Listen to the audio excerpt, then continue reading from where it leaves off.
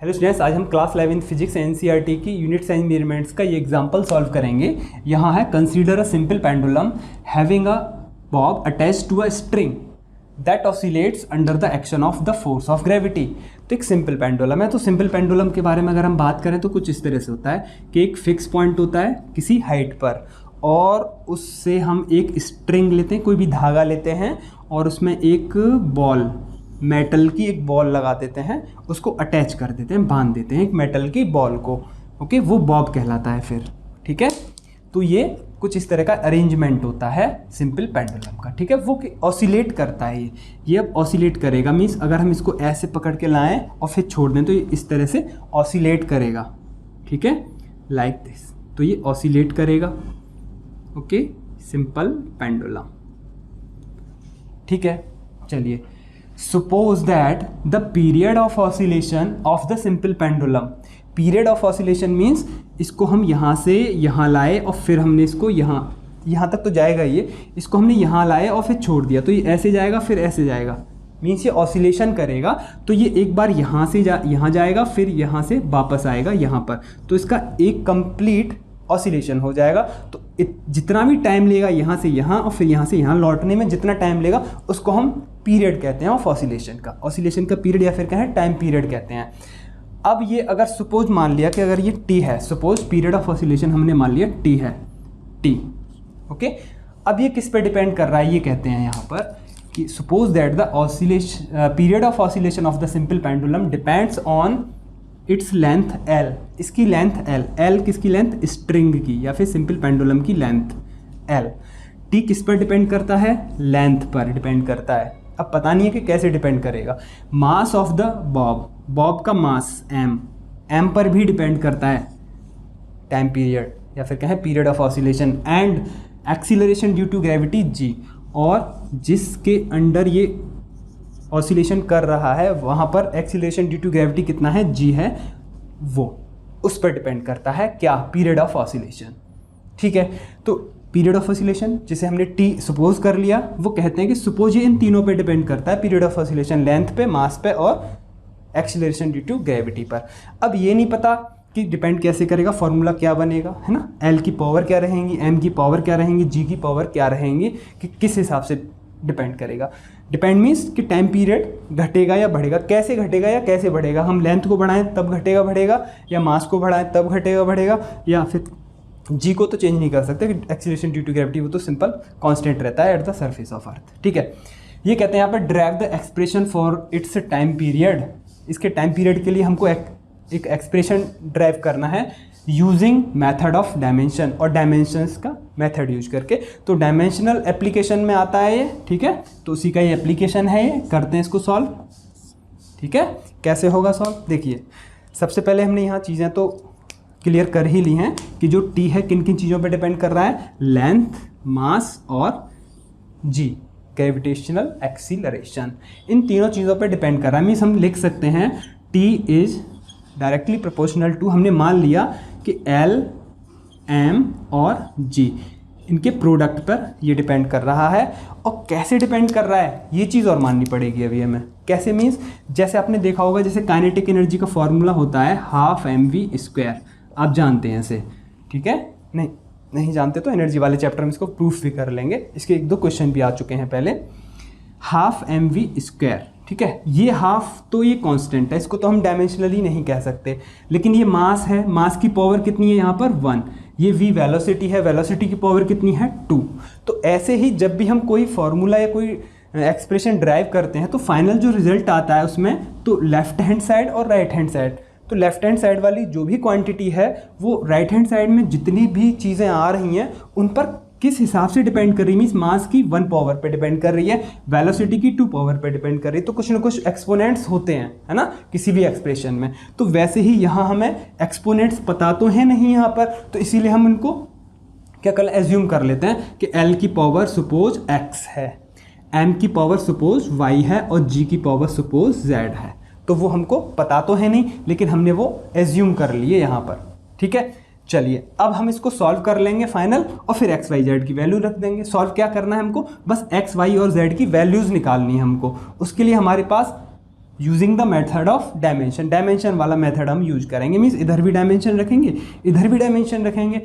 और देखिए थोड़ा सा इसको और यहाँ कर लेते हैं क्या, थोड़ा सा सॉल्व। देखिए ये क्या है, प्रोपोर्शनल का साइन है, इसको हटाने के लिए हम एक सिंपल कांस्टेंट यूज कर लेते हैं, चलिए के, कि हमको पता नहीं है कि किस प्रोपोर्शनेट में ये टाइम पीरियड डिपेंड कर रहा है इन तीनों क्वांटिटी के साथ, तो वो प्रोपोर्शनेट हमने के मान लिया। ओके, इसकी वैल्यू को तो हम नहीं बता सकते डायमेंशनली, लेकिन प्रैक्टिकली हम इसको निकाल लेते हैं जब प्रैक्टिकल करते हैं सिंपल पेंडुलम का, लेकिन यहाँ नहीं निकाल पाते, यहाँ हम के मान के चलते हैं, लेकिन बाद में हम बता देंगे कितनी आती है एक्सपेरिमेंटली। ठीक है, अभी के मान के ही चल रहे हैं क्योंकि डायमेंशंस में तो आपको के ही मानना है, और आप फाइनल आंसर में भी के रखेंगे तो भी कोई प्रॉब्लम नहीं है। अब एल की पावर एक्स, ये है एम की पावर वाई एंड जी की पावर जेड, सारी चीज़ें पता है आपको, ये टाइम पीरियड टी है। अब दोनों ही साइड के हम डायमेंशंस लिख लेते हैं, तो लिखते हैं यहाँ writing dimensions on both sides, on both sides.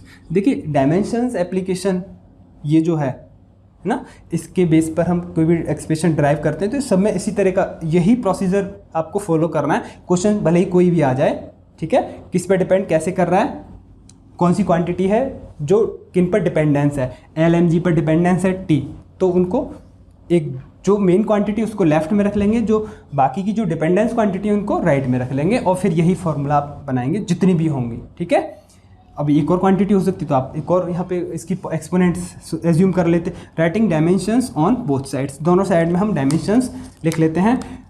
देखिए इधर क्या है टी, इधर मास तो है नहीं, ठीक है, लेकिन फिर भी हम लिख लेते हैं मास पावर 0, मास की पावर 0 मीन्स 1 ही होगा, एल पावर 0, ठीक है, लेंथ भी नहीं है, तो मास लेंथ और ये टाइम तो हम जनरल लेके चलते हैं, और ये टी डायमेंशनल फार्मूला हो गया, ये इधर कोई प्रॉब्लम नहीं है, ये 1 हो गया, ये 1 हो गया, टी है ही, तो टी टाइम पीरियड का डायमेंशनल फार्मूला टी वो ब्रैकेट में आ ही गया। ठीक है, तो M power 0 L power 0, mostly dimension क्या होती है, पावर में ही होती हैं डायमेंशंस। ठीक है, पावर को ही हम डायमेंशंस कहते हैं। के कांस्टेंट है, इसकी तो कोई डायमेंशन नहीं लिखी जाएगी। एल क्या है, लेंथ है, लेंथ की एल हो जाएगी, उसकी पावर एक्स है, तो ये एक्स लिख गया। एम क्या है, मास है, तो मास की कैपिटल एम हो जाएगी, उसकी पावर वाई है, तो ये वाई लिख गया। ठीक है, साथ में ये ब्रैकेट भी लगाएंगे आप।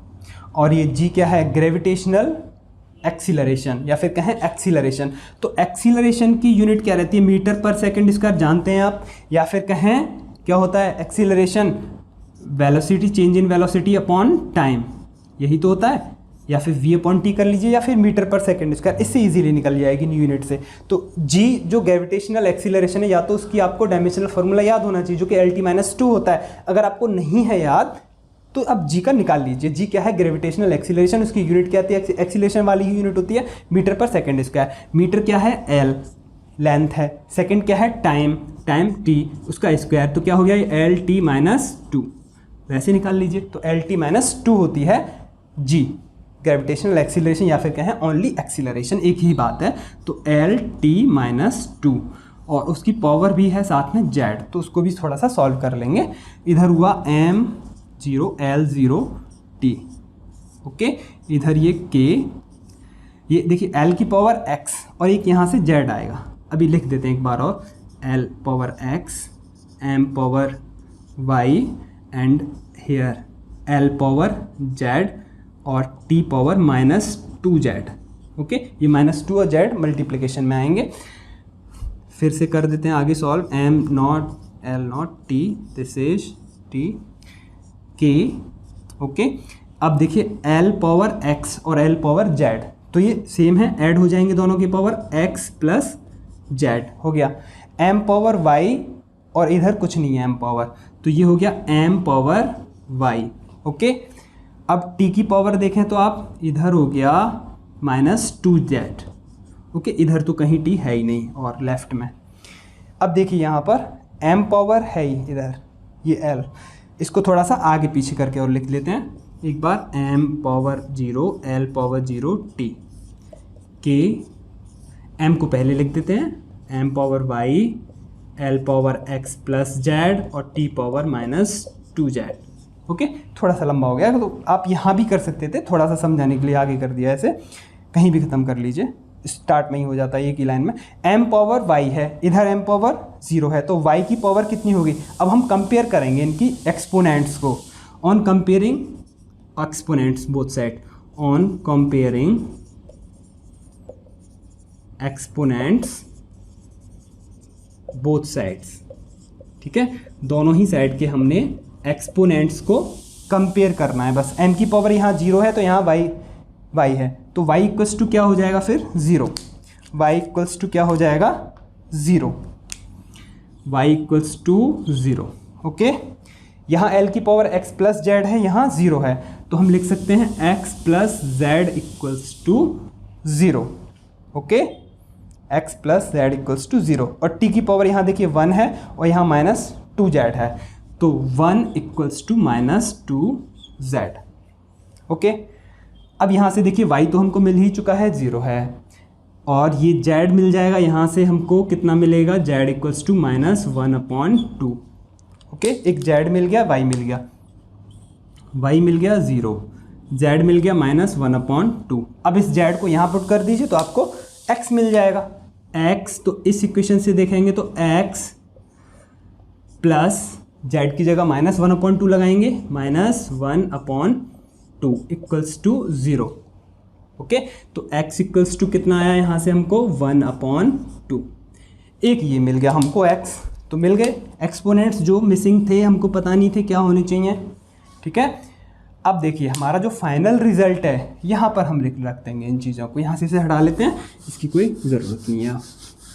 ओके, चलिए कैसे रखेंगे, यहाँ पे t इक्वल्स टू के कांस्टेंट है, इसका तो हमें पता है ही नहीं, l पावर x, और x कितना है 1/2, 1/2, l की पावर हो गया 1/2, m पावर y कितना है 0, तो ये हो गया m power 0। Okay, g power z कितना है हियर माइनस 1/2, माइनस 1/2। ओके, ये हो गया। चलिए यहाँ से अब हमें क्या करना है, बस यही हो गया हमारा आंसर, यहीं से निकल जाएगा फाइनल।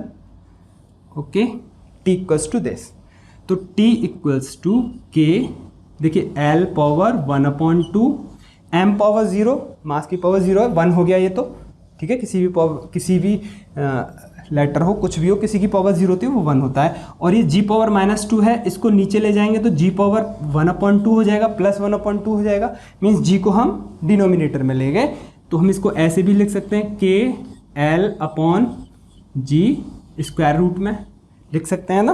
तो t इक्वल्स टू क्या हो गया हमारा final, t equals to k √l/g, तो ये हो गया हमारा फाइनल एक्सप्रेशन। ओके, साथ ही अगर आप चाहें तो डायमेंशन बेस पे तो हम नहीं बताएंगे इस चीज़ को, k की जो वैल्यू होती है एक्सपेरिमेंटली वो 2π होती है, तो mostly t equals to 2πl/g, ये होता है फॉर्मूला टाइम पीरियड का for a simple pendulum. Sorry, this is square root है √l/g। ओके, तो यहाँ जो टाइम पीरियड है वो लेंथ के साथ डायरेक्टली प्रोपोर्शनल है और g के साथ इन्वर्जली प्रोपोर्शनल है, साथ में 1/2 भी हैं दोनों के साथ पावर में। ओके, तो this is the required expression using the dimensions के यूज करके हमने ये यहाँ पर एक्सप्रेशन ड्राइव किया है। आप कोई भी एक्सप्रेशन ड्राइव करेंगे यही पूरा का पूरा यही बेस रखेंगे, कॉन्सेप्ट यही रहेगा, तो आप किसी भी क्वेश्चन को सॉल्व कर पाएंगे। So this is the solution for this question. Thank you.